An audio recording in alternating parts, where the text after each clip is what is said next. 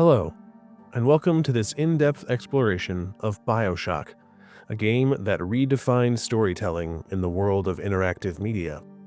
Released in 2007 by Irrational Games and published by 2K, BioShock is a first-person shooter that blends intense action with a rich, thought-provoking narrative.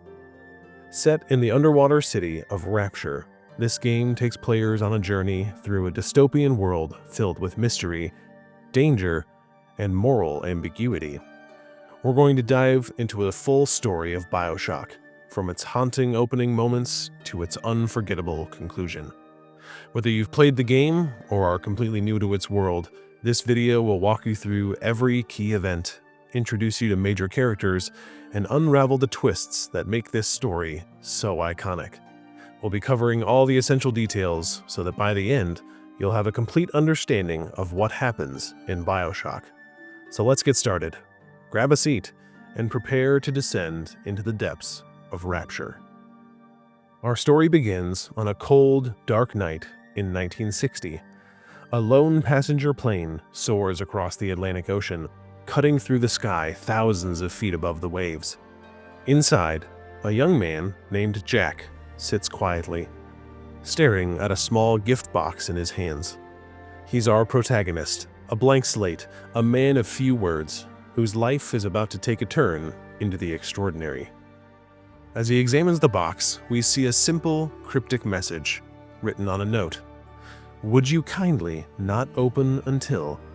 And the rest of the message is hidden behind a bow placed on the gift. Before we can dwell on its meaning, Jack's voice cuts through the silence with a brief reflection. "They told me, son, you're special. You were born to do great things. You know what? They were right." And then, chaos erupts. The plane shudders violently, lights flicker, and in an instant, it's plummeting toward the ocean below. The screen fades to black. When Jack comes to, he's surrounded by fire and water. The plane has crashed, its wreckage strewn across the icy Atlantic. Flames lick at the surface as debris sinks into the depths. Jack, dazed but alive, swims through the chaos, the only survivor of this catastrophic disaster. As he breaks the surface, gasping for air, he spots something strange in the distance. A towering lighthouse, standing impossibly alone in the middle of the ocean. With no other options, he swims toward it, pulling himself onto its rain-slicked steps. The lighthouse is an enigma, grand, weathered, and eerily silent, adorned with a banner that reads, "No gods or kings, only man." It's a phrase that feels heavy with meaning, though Jack doesn't yet know why. Inside the lighthouse is no ordinary structure. Its interior is lined with ornate decor, and at its center stands a massive statue of a stern-looking man gripping a banner with that same motto etched into it. Jack descends a spiral staircase and finds a strange contraption waiting for him, a bathysphere, a spherical submergible designed to plunge into the ocean depths. With nowhere else to go, Jack steps inside, pulls the lever, and the bathysphere seals shut. As the vessel descends, a grainy film flickers to life on a screen inside. A man's voice, smooth, confident, and brimming with ambition, introduces himself. His name is Andrew Ryan, and he's the visionary behind what lies below. "I am Andrew Ryan," he declares, "and I'm here to ask you a question. Is a man not entitled to the sweat of his brow?" "No," says the man in Washington, "it belongs to the poor." "No," says the man in the Vatican, "it belongs to God." "No," says the man in Moscow, "it belongs to everyone." I rejected those answers. Instead, I chose something different. I chose the impossible. I chose Rapture. As Ryan speaks, the bathysphere breaks through the ocean surface tension, revealing a sight that takes your breath away. Rapture is a city unlike any other, a sprawling metropolis of towering skyscrapers and glowing neon, all nestled on the ocean floor. Art Deco architecture gleams through the murky water, connected by glass tunnels that shimmer with an otherworldly beauty. It's a utopia, a dream made real, or so it seems. But the illusion doesn't last long. As the bathysphere glides toward the docking station, Jack catches his first glimpse of Rapture's reality. Through the window, he sees a man, or what's left of one, staggering through the shadows. His skin is mottled, his movements erratic, and he's muttering to himself in a frenzied panic. Suddenly, a figure leaps from above, a woman, lithe and terrifying, wielding hooked blades. She pounces on the man, tearing into him with a guttural scream. These are splicers. Ryan's citizens turned into monsters by their own excess, and this is Jack's welcome to Rapture. The bathysphere docks with a jolt, leaving Jack trapped inside as the violence unfolds just beyond the glass. That's when a voice crackles through a shortwave radio on the bathysphere's console. "Hello? Are you still there?" it asks, urgent, with an Irish accent. This is Atlas, a man who will become Jack's guide in this crumbling city. "You're my only hope of getting out of here alive," he says. "Would you kindly pick up that radio? And stay sharp. Rapture's going down, and you've just walked into the middle of it." As the bathysphere door creaks open, Jack steps out into the dimly lit wreckage of Rapture's welcome area. Water drips from cracked ceilings, neon signs flicker, and the air is thick with the stench of decay. He finds the radio Atlas mentioned, grabs it, establishing a lifeline to this mysterious ally. Atlas wastes no time. "You're in the belly of the beast now, friend," he says. "Andrew Ryan's locked this place down tight, and his splicers are everywhere. If you want to survive, you'll need to arm yourself." Jack soon stumbles across a wrench lying amid the debris, a crude but effective weapon. Moments later, his first test arrives. A splicer, wild-eyed and shrieking, charges at him with a lead pipe. Jack fights back, swinging the wrench with desperate force until the attacker collapses. It's a brutal introduction to Rapture's new reality: kill or be killed. As Jack presses forward through the halls, Atlas explains the stakes. "Ryan's lost control," he says. "This city was supposed to be a paradise, but it's turned into a nightmare. I've got family trapped in Neptune's bounty, and I need your help to get them out." Jack doesn't have much choice but to trust Atlas, at least for now. Along the way, he encounters his first taste of Rapture's strange technology, a glowing vial labeled Electro Bolt. It's a plasmid, a genetic enhancement that grants unnatural powers. Jack injects it into his arm, wincing as electricity crackles from his fingertips. This is Rapture's legacy, a city where science broke all boundaries, for better and for worse. Soon, Jack reaches a medical pavilion, its entrance blocked by debris. Using his new electrobolt power, he zaps a control panel, clearing the way. But before he can proceed, a chilling sight stops him in his tracks. A little sister, a small girl with pale skin and glowing eyes, wanders into view, clutching a syringe almost as big as she is. She's humming to herself, oblivious to the chaos, as she kneels beside a corpse and begins extracting something from it.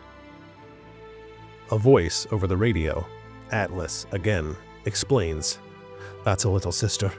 They've been conditioned to harvest Adam, the stuff that powers those plasmids. Poor things don't even know what's been done to them." Moments later, a thunderous roar shakes the walls. A massive figure in a diving suit storms into view. A Big Daddy, the little sister's protector. It stands between Jack and the girl, its drill arm whirring menacingly. Atlas warns him, "Don't get too close unless you're ready to fight. Those Big Daddies will tear you apart." Jack hesitates, watching as the little sister finishes her work and skips away, the Big Daddy lumbering behind her. It's a haunting picture, a child turned into a tool, guarded by a monstrous machine. Atlas chimes in again. Ryan's got an army of those things. But there's a way to turn this around. You'll see soon enough. For now, Jack moves on, stepping into the medical pavilion and deeper into Rapture's twisted heart. This is just the beginning of Jack's journey, a descent into a city that promised freedom but delivered madness. Ahead lie revelations, betrayals, and choices that will shape not just his fate, but Rapture's as well. And as we'll see, Jack's path will be defined by compassion, starting with the little sisters he'll soon choose to save. At this point, Jack has carved a bloody path through Rapture's crumbling corridors, each step pulling him deeper into a city's twisted soul. His journey began in earnest after escaping the welcome area and stepping into the medical pavilion, a once pristine hospital now warped into a house of horrors. Here, he encountered Dr. J.S. Steinman, a plastic surgeon whose obsession with perfection drove him mad. Steinman saw Rapture's plasmids, those genetic enhancements like Electrobolt and Incinerate, as tools to sculpt beauty. But Adam, the substance that powers them, warped his mind. Jack found the pavilion littered with his patients. Mutilated corpses strung up like grotesque art, their faces hacked apart in the pursuit of an impossible ideal. Steinman himself rants over the intercom, calling Jack an ugly specimen, unfit for his vision.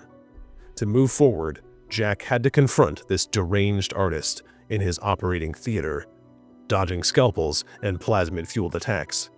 With one final blow, Steinman falls, muttering about Picasso as blood pools beneath him. Jack grabs the key to the next district, but the encounter left an indelible mark. Rapture's dream has bred monsters. From there, Atlas directed Jack to Neptune's Bounty, Rapture's fishing docks, where the air reeks of salt and rot. The district was a flooded maze of warehouses and wharves, its wooden planks slick with seawater leaking through the cracked glass. Atlas claimed his family was trapped here, urging Jack onward with the now familiar phrase, "Would you kindly find a way to the Fontaine fisheries?"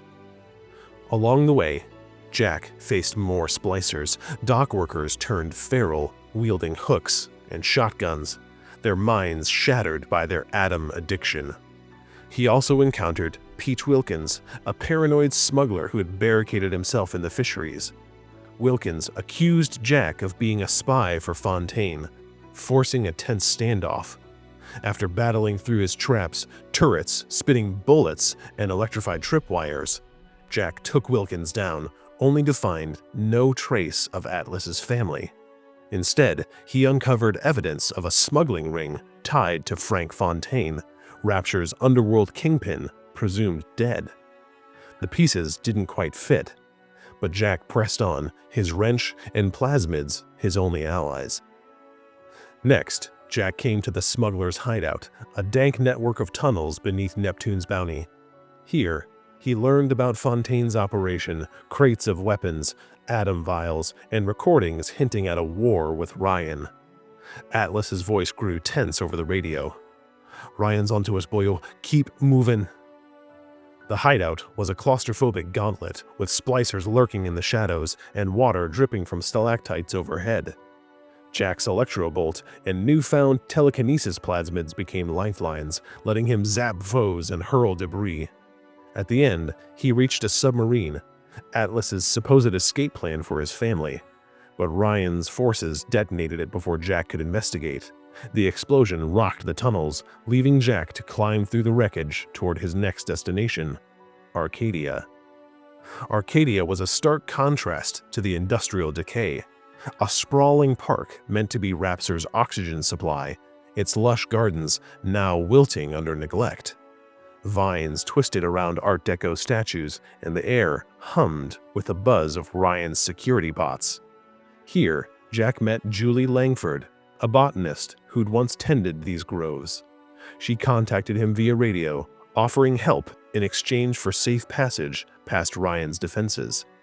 But Ryan, ever watchful, poisoned the trees with a toxin, turning Arcadia into a dying husk. Jack worked to synthesize a cure, guided by Langford's notes, only for Ryan to kill her with gas as she unlocked the exit. "No one defies me," Ryan's voice boomed over the speakers, a chilling reminder of his control amid the fading greenery. Jack faced more little sisters, each guarded by a Big Daddy. Guided by Dr. Bridget Tenenbaum's voice, first heard in the pavilion, now a recurring plea, Jack chose mercy over murder. Using a plasmid she'd provided, he freed them from their conditioning, their haunting. "Thank you, mister," echoing as they scampered away.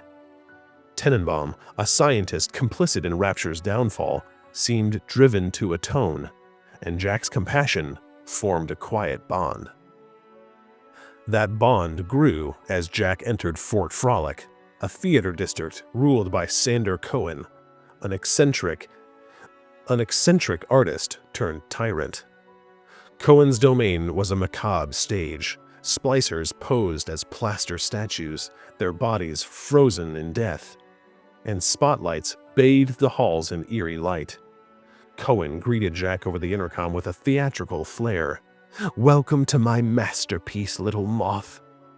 Cohen demanded Jack complete one of his art projects, a photo collage of Cohen's slain rivals, locking him in until the task was done. Jack hunted down Cohen's former disciples, Martin Finnegan, frozen in ice, Silas Cobb, burned alive, Hector Rodriguez, gunned down, snapping their corpses as proof. Each fight tested Jack's arsenal: incinerate to melt traps, telekinesis to deflect explosives, and raw firepower to survive. When he presented the finished work, Cohen descended in a fit of rapture, only to attack in a jealous rage. Jack defeated him, leaving the artist's fate ambiguous as he moved toward Hephaestus, Rapture's power core. Hephaestus was a furnace of steam and steel, its geothermal vents feeding the city's lights. Here, Jack's goal crystallized: reach Ryan's office in central control. He battled through electrified corridors and splicer ambushes, piecing together audio diaries that revealed Rapture's civil war, Fontaine's rise, Ryan's crackdown, and the atom-fueled collapse. With every little sister he saved, Tenenbaum's gratitude deepened. "You're giving them a chance, Jack. A chance I never did." By the time he breached central control, he'd faced Rapture's worst: its madmen, its machines, its broken dreams. He had saved every little sister he could, their small hands pointing him toward vents and safety when battles grew dire. Now, standing before Andrew Ryan's door, Jack was no longer just a survivor. He was a man shaped by choice, ready to face the truth. The scene that greets him is almost surreal. Andrew Ryan stands alone in his grand office, a man who once commanded a city, now reduced to a solitary figure. He's dressed impeccably, suit crisp, hair slicked back, casually swinging a golf club, as if the chaos outside didn't exist. The office itself is a monument to his ego, walls lined with propaganda posters, a massive desk cluttered with maps of Rapture, and a viewport showing the city's flickering skyline. Ryan doesn't flinch as Jack approaches, pistol in hand. Instead, he lowers his club, fixes Jack with a steely gaze, and begins to speak. What follows is a revelation that shatters everything Jack thought he knew. "You're not a man," Ryan says, his voice calm but laced with disdain. "You're a slave, a puppet dancing on strings that you can't even see." He reveals a truth so staggering, it rewrites Jack's entire existence. Jack wasn't born on the surface, nor is he the random survivor he seemed to be. He was born in Rapture just 4 years ago, created in a lab, and genetically engineered to grow into adulthood at an accelerated rate. He's no ordinary man. He's Ryan's son, the product of an affair with Jasmine Jolene, an exotic dancer who once performed in Rapture's seedy underbelly. Ryan's tone shifts to bitterness as he recounts how Frank Fontaine, his greatest rival, got involved. After Ryan and Jolene's falling out, Bridget Tenenbaum, an employee of Fontaine, bought Jack's embryo from her, turning it into a weapon. Ryan paces, his golf club tapping rhythmically against the floor. Fontaine was clever, he admits. He rewired you, programmed you like one of my machines, gave you a trigger, a phrase to make you obey without question. That phrase, "Would you kindly?" The words hit Jack like a thunderbolt. Suddenly, every command Atlas has given him. Would you kindly head to Ryan's office? Would you kindly pick up that plasmid? Every command taking on a sinister new meaning.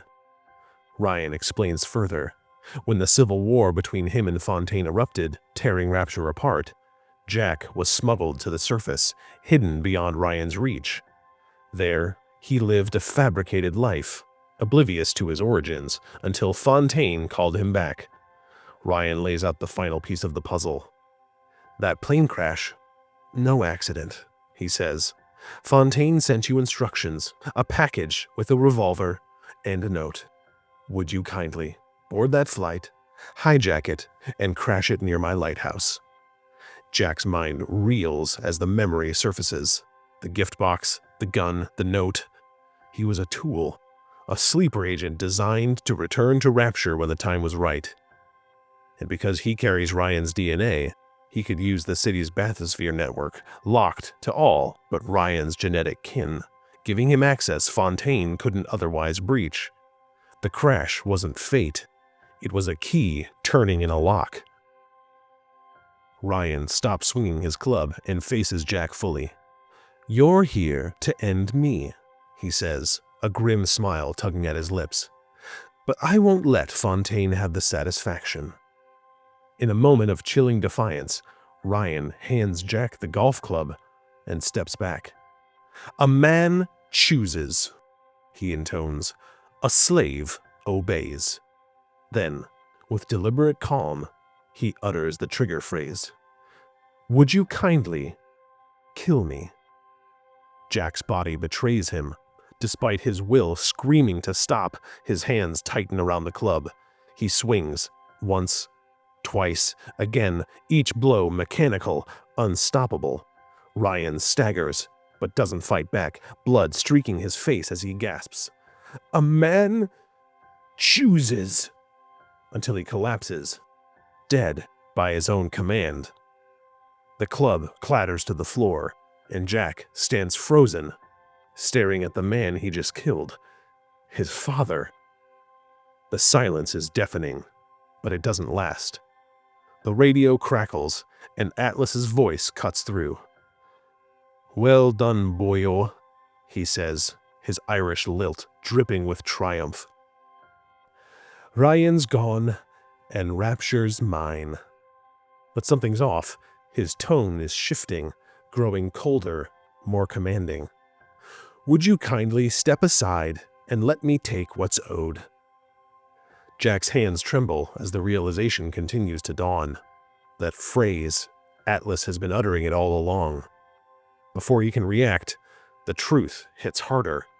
Oh, and one more thing, the voice says, dropping the accent entirely. My name's not Atlas. It's Frank Fontaine. The radio cuts out, leaving Jack reeling. Fontaine's betrayal unfolds like a nightmare. He wasn't some desperate rebel fighting for his family. He was the mastermind behind Jack's creation, faking his own death years ago to outmaneuver Ryan. With Ryan gone, Fontaine seizes control, reactivating Rapture's security systems to eliminate Jack, now a loose end. Alarms blare as turrets whir to life and bots swarm to the surface.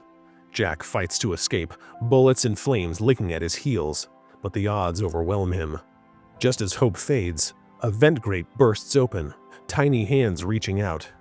Little sisters, led by Dr. Tenenbaum, who's been monitoring Jack's journey. This way, mister, one chirps, her eyes wide with urgency. Tenenbaum's voice echoes through. You've saved them, Jack. Now let them save you. Jack crawls into the vent, the sounds of Fontaine's machines fading behind him.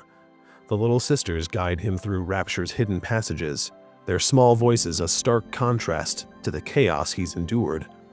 Exhausted and battered, Jack collapses as they reach safety, his consciousness slipping away. He's free of Ryan's office, but Fontaine's shadow looms larger than ever. The man who made him, who controlled him, now rules Rapture, and Jack's fight is far from over. Yet in the darkness, there's a glimmer of light. The little sisters he chose to save, a decision that will shape what comes next. Jack's world fades back into focus slowly, the cold metal of Rapture's vent system pressing against his skin. His head throbs, his body aches, but he's alive, thanks to the little sisters who pulled him from the jaws of Frank Fontaine's security forces. As his vision clears, a familiar voice cuts through the haze. Dr. Bridget Tenenbaum, the scientist whose regret has shadowed his journey. She kneels beside him, her face etched with exhaustion and determination. "You're awake," she says, her voice soft but firm. "Fontaine thought he'd won, but we're not finished yet." Around her, the little sisters huddle close, their eyes wide with concern.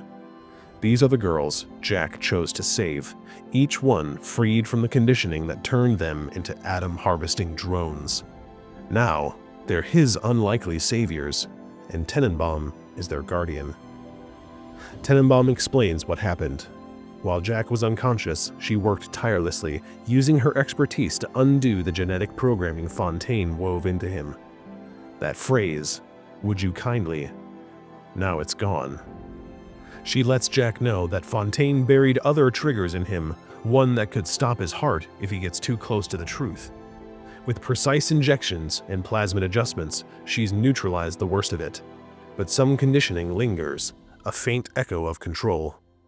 "We'll break it together," she promises, handing Jack a vial of a new concoction, a plasmid to disrupt the remaining commands. Jack injects it, grimacing as his vein pulses with heat. But the fog in his mind lifts. For the first time, he feels truly free. Not a puppet, but a man with purpose. That purpose becomes clear as the little sisters tug at his sleeve. "Mister, he's up there," one whispers, pointing toward the ceiling. "The bad man." Fontaine, the mob boss who engineered Jack's existence, who faked his death as Atlas, who murdered Ryan to seize Rapture. It all leads to him. Tenenbaum nods. "He's in Point Prometheus, the proving grounds. He's cornered, but dangerous." With the little sisters' help, Jack navigates Rapture's labyrinthian depths. The little sisters scampering ahead through vents and hidden passages. Audio diaries found along the way paint a grim picture. Fontaine has been stockpiling Adam, preparing for a final stand. The once grand Point Prometheus, a hub of genetic research, now looms ahead, its halls lined with shattered tanks and flickering lights. When Jack steps into the central chamber, he finds Fontaine waiting. The man who once hid behind a false accent in a fabricated story stands revealed, his tailored suit replaced by a hulking, monstrous form. "You think you can take me, boy?" Fontaine snarls, his voice distorted as he plunges syringe after syringe of Adam into his arm. His body twists and swells, muscles bulging unnaturally, skin glowing with plasmid energy. He's no longer human, an amalgamation of Rapture's excess, a towering beast with fire in one hand and electricity and ice in the other. "I built you," he roars, "and I'll break you." The battle that follows is brutal. Fontaine hurls bolts of electricity and blasts of flame, his strength amplified by Adam's raw power. Jack counters with everything he's learned: electrobolt to stun, incinerate to burn, telekinesis to fling debris, dodging and weaving through the chaos. The fight rages across the chamber, Fontaine's taunts growing more desperate. "You're nothing without me," he bellows, slamming the ground with a shockwave. But Jack isn't alone. The little sisters, watching from the shadows, see their chance. As Fontaine staggers, weakened by Jack's relentless assault, they emerge, small, fearless, clutching their oversized syringes. "Time to sleep, bad man," one chirps, and they leap onto him. Fontaine roars, swatting at them, but Jack holds him at bay, pinning him with a final barrage. The little sisters plunge their syringes into his flesh, extracting the atom that fuels him. His glow fades and his body begins to shrink, and with a guttural scream, Frank Fontaine collapses, dead at last, undone by the very system he exploited. Silence falls over Point Prometheus, broken only by the little sister's soft humming. Tenenbaum steps forward, her eyes glistening. "It's over," she says. "You've given them a chance at life, a real life." Jack looks at the girls, their faces no longer shadowed by Rapture's curse, and nods. Together, they make their way to a bathysphere, the same kind that brought him down here. As it rises through the ocean, the city's lights fade below, a broken dream left behind. The surface awaits, a world Jack barely remembers, but one he'll now shape. What follows is a future defined by compassion. 5 little sisters ascend with Jack, their conditioning fully reversed by Tenenbaum's work. Jack becomes their guardian, raising them in a quiet corner of the world far from Rapture's depths. Years pass, and we see their lives unfold in fleeting, beautiful moments. A graduation, caps and gowns fluttering in the breeze, Jack beaming with pride from the audience. They marry, building families of their own, laughter filling homes he helped them create. Children, his adopted grandchildren, tumble around him, a legacy of hope born from horror. And in the end, we find Jack as an old man, frail but content, lying in a bed surrounded by 5 grown women. The little sisters, now adults with lives full of love. One takes his hand, tears in her eyes, and whispers, "Thank you, mister." Jack smiles, his grip weak but warm, and as his eyes close, the screen fades to black. This is Rapture's redemption, not in its towers or its plasmids, but in the lives Jack saved. A man forged in a city of selfishness who chose compassion, and from that choice, a family is born. BioShock ends not with a bang, but with a quiet, heartwarming promise. Even in the darkest depths, light can find a way. And so the story of BioShock draws to a close, not with the clang of Rapture's machinery or the roar of its monsters, but with the quiet heartbeat of a family forged in the unlikeliest of places. Jack's journey began as a descent into chaos, a man thrust into a city that promised utopia but delivered ruin. What he found in Rapture wasn't just survival, but a choice to perpetuate its cycle of greed and destruction, or to break it. By saving the little sisters, Jack defied the philosophy Andrew Ryan built his empire on. No gods, no king, only man.